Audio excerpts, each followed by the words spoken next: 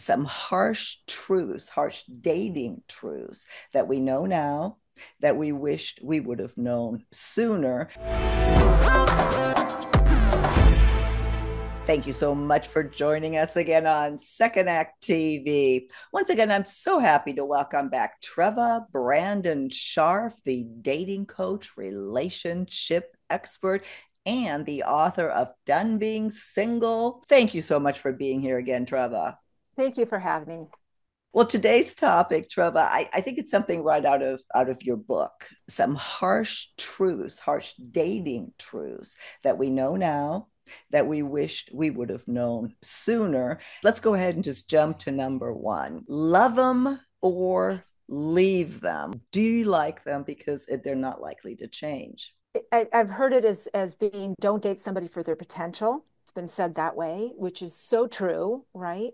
I mean, what you see is what you get. You can't go into something hoping that they'll change. There's another old saying about guys marry women that they hope will never change, and then women marry guys hoping that they To will change change. them. Yeah. Right. Okay. No, that never works. We can hope that they will continue to evolve and grow and learn, right? But I would just be cautious. They are usually who they are, which by the way is also good because, once someone shows you their colors, right? Right. Believe them. That's another saying. Right. Right. When someone Well, shows you who they are, believe them. yeah, it was interesting what you say because this is the way it is. The cold, harsh truth is it's probably going to get worse. If in the beginning there's something that really bothers you that you think you're going to change, that's probably only going to intensify. And if you nag them and try to change them, they're going to resent it. Yeah, right. And I mean, this is just a timeless truth. It's a hard truth, but it's timeless. It's evergreen. It's for everything, everywhere in your life, right? The sad or just frustrating part about that is too, if you're constantly trying to change someone, you're sending the message that, you're not good enough for me or you're not good enough. Number two here, the truth, looks do matter, but brains matter more. And I love the way that she wrote this here. If you just look around, you'll see ugly people in relationships, married, happy, in love, love back. That it's a lot more than looks that matters. What's the old, this is very, I'm dropping an F-bomb here, everybody. So hold on to your hats. I don't know who said it. I think it's attributed to Bill Maher. He said, show me a gorgeous woman and I'll show Mm-hmm. you a guy who's tired of her. Okay. Yeah, I think that was him. Looks fade. Your soul doesn't. Hopefully, your heart, your soul, your character, everything about you. No. What's interesting here, the point that they made, if you really think about that, says you're some of the greatest seducers in history were ugly. Like, True. Casanova, Rasputin, Cleopatra. It makes a great point about Cleopatra that even though Hollywood put Elizabeth Taylor in that role, that the actual Cleopatra from historical documents and all that was just one ugly woman. But it's the allure that there's so much, and we're being somewhat light about this, but it isn't all about looks. But that being said, we do live in a superficial world, and we do have to pay attention to the way we present ourselves and take care of us, right? Yes, we live in an online world. We all have to look good and presentable and put our best face forward for that reason, because you have 2.1 seconds to make an impression. So, yes, looks do matter. I think looks, the lesson here or the truth here is that looks may get you in the door, or looks may get that initial attention, that initial attraction, but unless you can maintain it with something you've got up here or with some Yes. sort of engagement, it's not gonna last. Truth number three, another good one: things don't magically work out. That when you date, you meet, marriages, relationships, whatever, it all takes work, and you might as well just accept that's not a bad thing. It just doesn't magically just happen. I think initial meeting is magically happens. Okay. That is, I'm all for the chance encounter and the beauty of randomness. Mm-hmm. But as you go on, it's effort. It's deliberate effort, it's intention. Does it always work out? Does effort, effort is not a guarantee. but unless you're willing to put it in there, I mean, without effort, it's not going to work out either, I think, is the point. And while that may seem very obvious, apparently it's not. Some of us believe love is just be magical. It shouldn't be hard. Yes, to a degree. It Mm-hmm. shouldn't be angst-filled Mm-hmm. torture nonstop, a grind. Right. But, there needs to be some effortlessness to it. And we all do know that relationships take work, as does marriage. Okay. Yeah. But so does dating. And Mm-hmm. there's nothing worse than somebody that doesn't care. There's nothing worse than someone that doesn't put in the effort, is either lazy or defiant in some way. Well, I'm not going to really try because, these never go anywhere anyway. I mean, that's an energy that will just kind of reek off of you. So yes, I'm a big fan of effort. Effort is fantastic. Here's another one that is so important. You've heard it a million times, but you can't hear it enough. That if it's too good to be true, it's probably not true. That this is one of the harsh truths that we really need to accept when we're out there dating, because this is when the scammers, the narcissists, when things happen, Hmm. these are people, they're bad people, Hmm. or just people who just aren't right for us. But Hmm. if it's Hmm. too good to be true, it likely is. Yeah, most likely you're being love bombed. I've been love bombed. And I Mm-hmm. was smart and old enough to know better, and I still was love bombed because they're very crafty. Love bombers, scammers, manipulators, narcissists. They are very, very clever. They tell you what you want to hear. They hook you like that. They Mm-hmm. shower you with gifts, compliments, love, affection, and you go, wait a minute, this is just so incredible. Oh my God, right? I've never met anyone like this. And then usually it burns out, it flames out, Yeah. and then you've been probably love bombed. Mm-hmm. It happens, it happens. There's a Nickelback song. It's something about things are going so great, Yes, something's got to go wrong.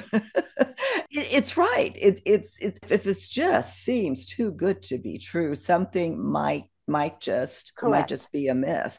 And somebody, who means well or who really does love you doesn't shower you right from the beginning, love bomb you, like you said, Right, with right. over the top love. And anytime that's happened to me, and I can think of two situations where, like you, yeah, it fizzled. And you know what, it's even, you said, and I was smart and I was older. Yeah, It almost has nothing to do with that. It's almost harder because we want it so badly and we don't want to see it. It's like right. we're You don't want, blinded. right, right, We don't want right. to see it. Yeah, for that reason, we go slow. We take our Mm-hmm. time and we vet and we observe and we ask questions. I mean, I know you and I have talked about this so much, but there are Right. ways to make sure that somebody is for real. And that is just with time and effort and, in intentions. Okay, hello, intentions. So a hard truth slash mistake I probably know now that I would have loved to have known then Mm-hmm.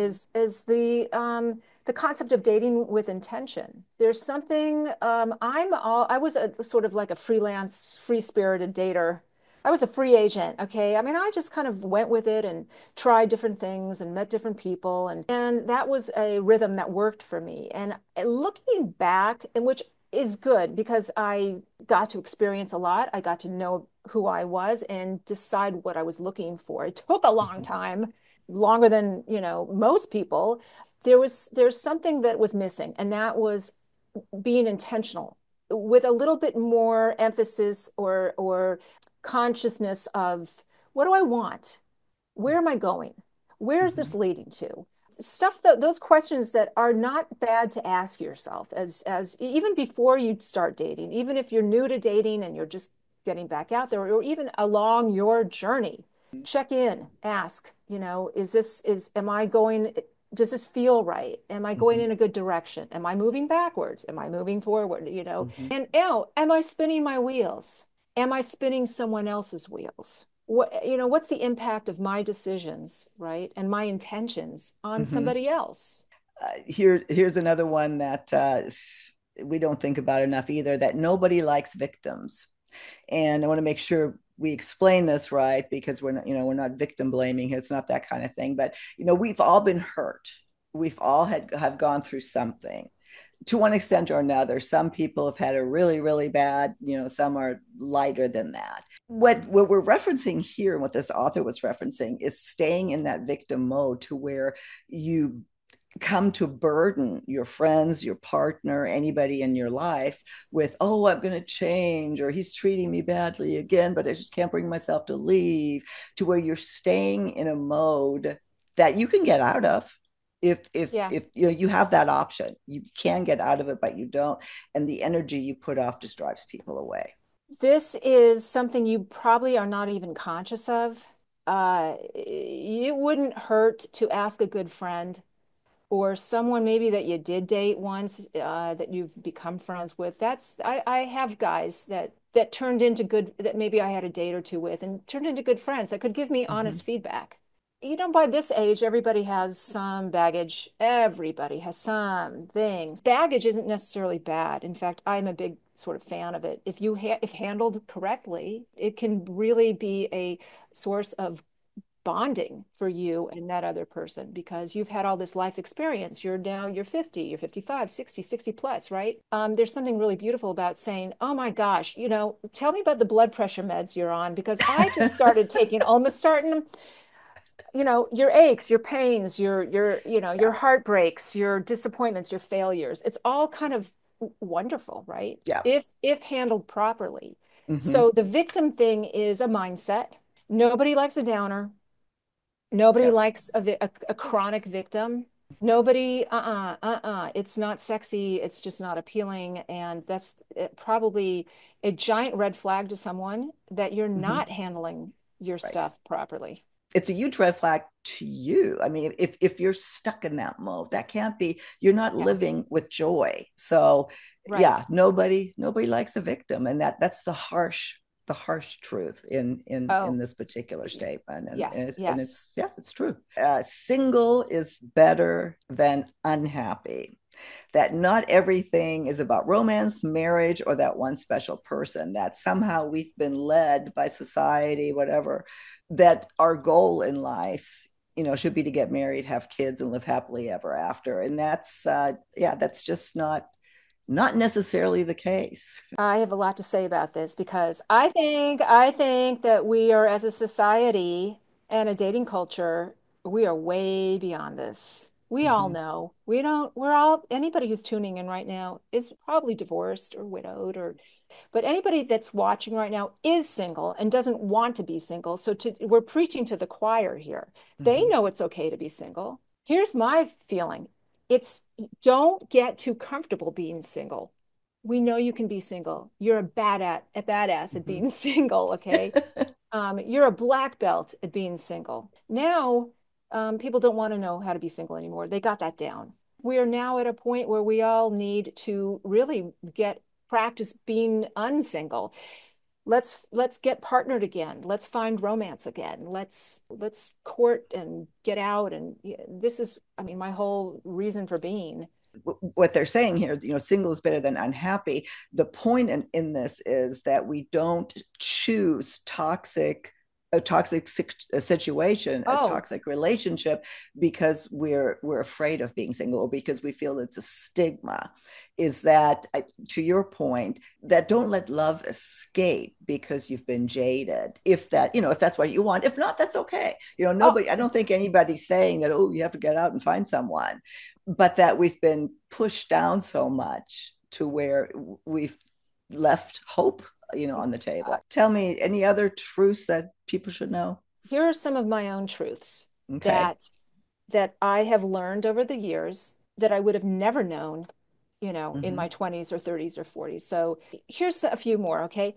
No one is out of your league. No one, okay, is out of your Like that. league. And to think that someone is really doing a disservice to your self-worth and who you are, to your own humanity. That's not good. Don't, Mm-hmm. when you put someone on a pedestal or when you think, well, Mm-hmm. they won't like me or I'm not this enough or that, it's going to be a little hard to work on that. But I'm telling you, Yeah. I've learned that over the years. Okay. Also, Mm-hmm. doing what I do, I listen to people all day. I know for a fact what people struggle with. And that's a big one. Okay. Mm-hmm. Stop forcing square pegs into round holes. So, To the first point about if you can't love them or leave them, if you can't mm-hmm. change them, see people who for who they are. Okay. Stop trying to make them something you want them to be, and stop trying to make yourself someone that you think they want you to be. That's a square peg, round hole. Stop forcing it. Okay. Too much work, too much effort, and ultimately very demoralizing because it just feels like I'm not good enough. They're not good enough. I'm not good enough. Somewhere there's going to be some dissatisfaction, right? And Mm-hmm. feelings of inadequacy, Yeah. which are again really self-defeating. That's something I need you guys to be aware of. Here's another one. Be aware of time. I was not, I'm going to say this as someone who is just turned 62. Life is precious. Mm-hmm. Time is precious. This is all leading to my next thing, which is settling. Your idea of settling. Settling in the interest of time, okay? To your point about being single, and I'm in a hurry not to be single. I'm going to make Mm-hmm. bad choices because I don't want to be Oh, single. Okay, mm-hmm. yes, it's true. I would rather be alone than be with someone and wish I was alone. Okay, that is true. Mm-hmm. But you know what? No one's perfect. Right. Hard truth number, no one Nobody's perfect. is perfect. We are all imperfect beings. Okay, we are all flawed. So lest you think, well, I'm not going to settle. Are you really settling, or are you just mindful of time and what might not be a failure? It's not a failure to Mm-hmm. settle. Good enough Yeah. is sometimes awesome enough because you are who you are. Time is important because it moves really fast, people. I think that is such a great point because there's so much is being preached out there about don't ever settle or I'll never settle. I'm going to get exactly what I want. No, you're not. Whether you No, think you're settling or not, you always settle for something in some way. everything. And to your point, that's not a bad thing. It's a bad thing if you're taking something on that makes you miserable or is toxic for Oh, you. But in true. every relationship, there's something that we're going to settle Of on. course, of course. Yeah. Yes, everything requires some compromise and settling. But isn't that kind of relieving that you don't have to be perfect? And Right. if you don't have to be, right, have some grace and some Mm-hmm. forgiveness and acceptance of other people. Finally, I wanted to say something about things that don't work out, relationships that don't work out. It doesn't mean that person is bad. Mm-hmm. They're just bad for you. For you. Yeah. Okay. Not a match. That Mm-hmm. is something I learned. Okay. It just means they were not right for you. And that's kind of it. Those are lessons I learned along the way that are kind of Mm-hmm. timely and evergreen and very relevant for the age Mm-hmm. and time we are living in now. Those are great. I totally agree. Especially the time. I wonder how many, of our viewers listening to this, what comes to your mind when you think about that time? Because it absolutely does go by fast. So is that a good thing or a bad thing when it comes to finding love? I think that in a sense, maybe we are being less picky, and that's not bad either, because Not bad. pickiness can keep us from again, looking for perfection, which is one of the number one things that keeps you single. So what a great point. Let all of that stuff, the pickiness and the selectivity and all, I mean, Mm-hmm. yes, you've got to have some standards, but to have all this like ridiculous these requirements or Mm-hmm. the criteria. Who can meet those demands? No Mm-hmm. one. Hello, Yep. no one Yep. can. Can you even meet those? No, That's no. yeah. Are you the person who you want to attract? So many things to consider here and to discuss, Trevor. I love it. I always love talking with you about that. Now I'm looking forward to the comments and what have you learned? What would you want to share? Some of the things that we get in the comments are so valuable. I really mean that because we give our advice. We have some very strong opinions. We have some, but it's all about starting the conversation so you can decide for yourself. So Trevor, thank you thank you for your time. If you're looking for some extra help here dating over 50, give Treva a call. She's wonderful to talk with. I have a link below where you can establish contact and, maybe get that extra little boost that you need to accomplish, to find who you want to find, Yes. and make sure you pick up the book right there. Treva, thank you. And I look forward to our next conversation on Second Act TV. Right on. Thank you. Bye, everybody.